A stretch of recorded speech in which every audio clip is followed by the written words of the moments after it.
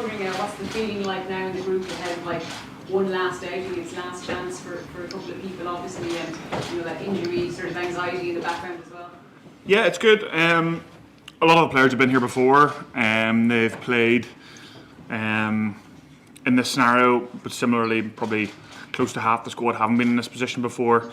Obviously, things. You can't keep control of things that happen in games in terms of the injury side of things, so all the players are focusing on is how they're going to put their best foot forward for Faz to get a good glimpse of them. He knows each one of us pretty intimately at this stage, and I feel that's that the final, as I said, the final step that the players can take is actually to go out and show it again in the test match this weekend. That anxiety is obviously stressful enough for players, but at the same time, nothing that players aren't used to in terms of stress in the professional rugby environment. Was there any talk this week of the infamous Battle of Bayonne, or does that feel like very much a bygone era? Very much a bygone era. I was very, very quickly touched on at the start of the week. Actually, was it last week? Last week we were in the Aviva. I think Andrew Trimble might have brought it up. That's maybe more his vintage. Just in terms of line out some issues against England the last day, is that something that's been a focus? Yes, issues, but nothing that I haven't been in the game involved in that's happened. Cheese hasn't been involved in. Tagburn hasn't been involved in the game that's happened. So that's common for us, especially when you're playing against a line out, which looks like you've got Courtney Laws, Maro Toujay, Chess. I'm all those guys. They're huge characters, and that's to be expected at times, and obviously first game back for a lot of players, blowing out a few cobwebs, but I don't see that being any massive area of worry for us. Thanks.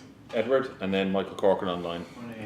Andy said at the start of the month that there's no point going to the World Cup without believing you can win it. We're 2 days out from the squad being announced. Is that belief within the group? Yeah, look, obviously, when we're prepping right from day one of pre-season, that's what the squad gathered together to do, was to go and participate and do the best that we can do. If we bring the best version of ourselves, as Faz talks about, like we have done over the past few seasons, to certain games, we know that every game's achievable, and the games that we haven't performed as well as we could have, quite often we find it's ourselves that when we get in our own way. So look, we're looking forward to hopefully performing to the best of our ability and ensuring that whatever the opposition will be pushing to get as far as possible. You're obviously in the top half of the draw, which everyone is saying is the toughest bit. I think most people agree with that. But you've also beaten all of your major rivals over the course of this World Cup cycle. How much confidence does that give you? Yeah, look, it does. But similarly, I've been involved in a lot of teams that when you at club level and international level, when you beat someone doesn't necessarily mean the next time you play them you're going to beat them again. But for a lot of those guys who've come through, the likes of Hugo Keenan and Keelan Doris, a huge chunk of that sort of younger cohort that have been around the last 3-4 years, it's been the norm for them to be pushing these top teams as far as they can, and it's unbelievable to see the sort of the way they carry themselves into those training weeks and the way they carry themselves into those games, and off the back of that, it's incredibly impressive for us slightly older players to see them going like that, and they are a huge driver for us as well. But I think back to your original point, I think it is massively promising that we have been able to turn over those teams. Just one final one, please, okay? Tomorrow's the last game of Johnny's bat. How much you enjoy leading the team this month, and how much of a boost would it be to have him back in time for the World Cup? Yeah, look, Johnny's huge for our team. Johnny's he's been a stalwart for Irish rugby. It seems he's been a stalwart for about 10 years, so I don't know how long he's been kicking around. But he's huge for our team environment, for a driver, not only when we're playing, but in terms of training, meetings, the way everyone carries himself about the place. But to be able to be a part of the leadership group, captain the guys on a couple of occasions, and sort of be involved in the general ongoings around the squad's been great. And to say that I've been leading them would be wrong. There's a huge emphasis on Faz for everyone to step up and be a leader. I'm an incredibly small part of a group of players that are constantly driving standards, constantly picking each other up, constantly correcting things to make sure that this team is going to perform to the best of its ability going forward. So don't get me wrong, I've absolutely loved every minute of it, but to say that it's been me driving it would be completely incorrect. It's a huge team effort. Thanks, everyone, for here. Michael Corker. Sorry, thanks, Peter. I couldn't hear the question, so I'm trying to figure out what you were being asked earlier, and the apologies there. You did mention the word anxiety earlier on. Is there a different kind of feel about this week, given that it's the kind of last chance saloon to try and impress Andy Farrell and the rest of the coaches? That was similar to one of the questions earlier, Corey.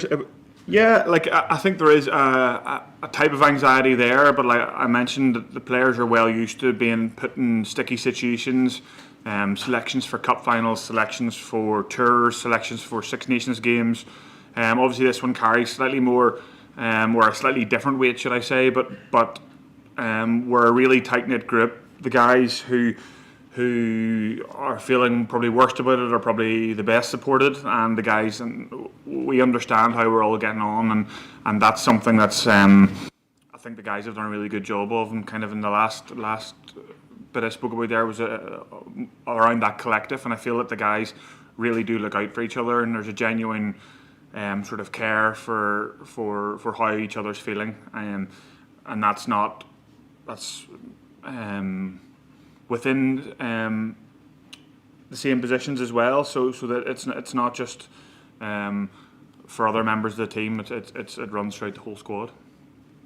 And can I ask you just about the conditions this week? I mean, there've been obviously various reports for us who were not there during the course of the week of how hot it is and everything, just in terms of training. I mean, it's whatever, it's 10 to 11 in the morning there, and you look as if you're looking pretty healthy at this stage. Yeah, look, it's changed out there from where it was earlier in the week. It's still quite warm and quite humid, but nowhere near as hot as it was earlier in the week. It's mizzling a small bit, but it's pretty still. Ball's quite slippy hands.